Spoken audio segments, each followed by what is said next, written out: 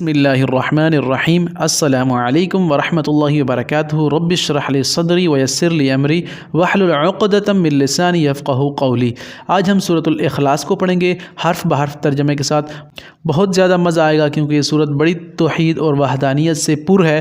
اس میں ان لوگوں کا رد ہے جو رسول اللہ صلی اللہ علیہ وآلہ وسلم کو کہا کرتے تھے کہ آپ کا رب کیسا دکھتا ہے، اس کی کوئی شبیہ ہے یا وہ کیسی مخلوق ہے۔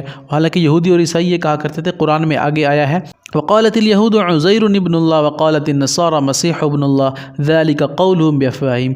عیسائی کہتے تھے کہ عیسیٰ علیہ السلام نعوذ باللہ اللہ کے بیٹے ہیں، یہودی کہا کرتے تھے عزیر علیہ السلام اللہ کے بیٹے ہیں، نعوذ باللہ من ذلک ذلك قولهم بافواہہم۔ اللہ تعالیٰ نے ان سب کو رد کیا کہ یہ ان کی منہ کی گڑی ہوئی افواہیں ہیں، باتیں ہیں۔ اور جو مشرکین مکہ تھے وہ اپنے خداؤں کو کریٹ کیا ہوا تھا، انہوں نے تو رسول اللہ کو کہتے تھے کہ آپ بھی بتائیے آپ کا رب کیسا ہے۔ تو اس موقع پر اللہ تعالیٰ نے یہ سورت نازل کر دی، ان کے تمام رویوں غلط فہمیوں کو دور کر دیا۔ کیا ہوا تھا؟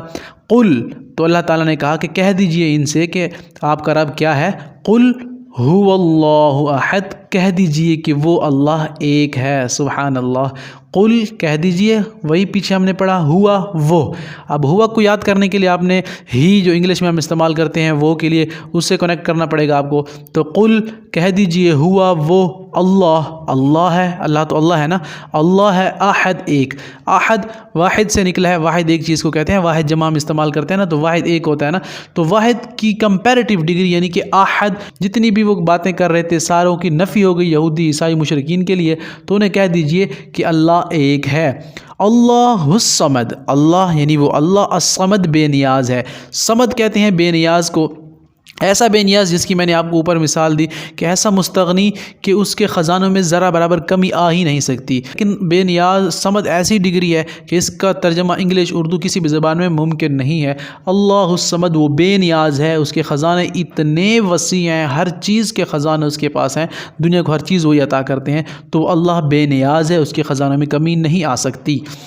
اب لم سمجھیں، لم کا مطلب نہ، اب لم کا مطلب آپ کو آ ہی چکا ہو کیونکہ ہم نے اوپر آپ کو سمجھایا تھا کہ علم تارا کیفا، کیا آپ نے نہیں دیکھا اے نبی جی؟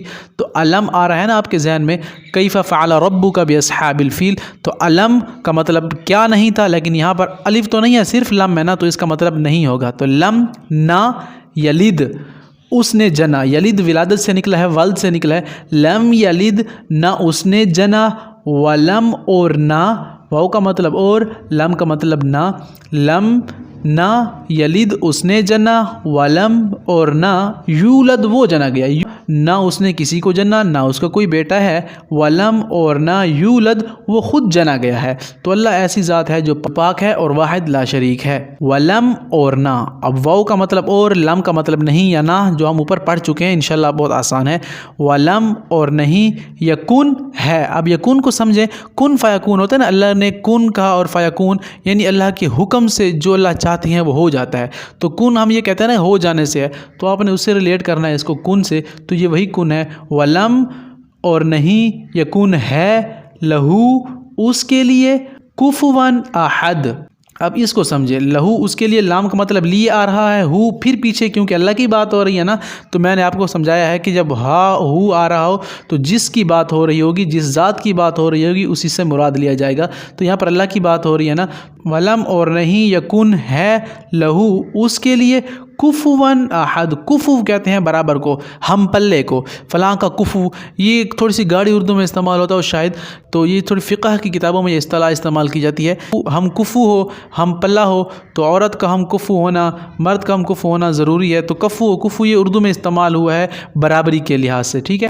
تو یہاں پر آپ نے ذہن میں رکھنا ہے کہ ولم اور نہیں، یکن ہے، لہو اس کے لیے، کفواً کوئی برابر، احد کوئی ایک بھی۔ تو اللہ تعالیٰ نے سب کو رد کر دیا اور اپنی وحدانیت اور توحید کو یہاں پر اجاگر کیا۔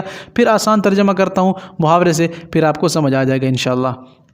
قل هو اللہ احد، کہہ دیجئے وہ اللہ، اللہ احد ایک ہے، اللہ اللہ ہے، الصمد وہ بے نیاز ہے، لم نہ یلد اس نے جنا یعنی ولادت سے نکلا ہے، لم یلد نہ اس نے جنا، ولم اور نہ یولد وہ خود جنا گیا۔ ایسی ذات ہے جو پاک ہے ابتدا سے بھی اور انتہا سے بھی۔ ولم اور نہیں، یکن ہے، لہو اس کے لیے، ولم اور वलम यकुल लहू और नहीं है उसके लिए कुफुवन अहद, कुफु बराबरी वाला, अहद कोई एक भी, तो कोई एक भी उसकी बराबरी और उसके बराबर का नहीं है। तो ये सूरतुल इखलास ही जो तौहीद से भरपूर थी।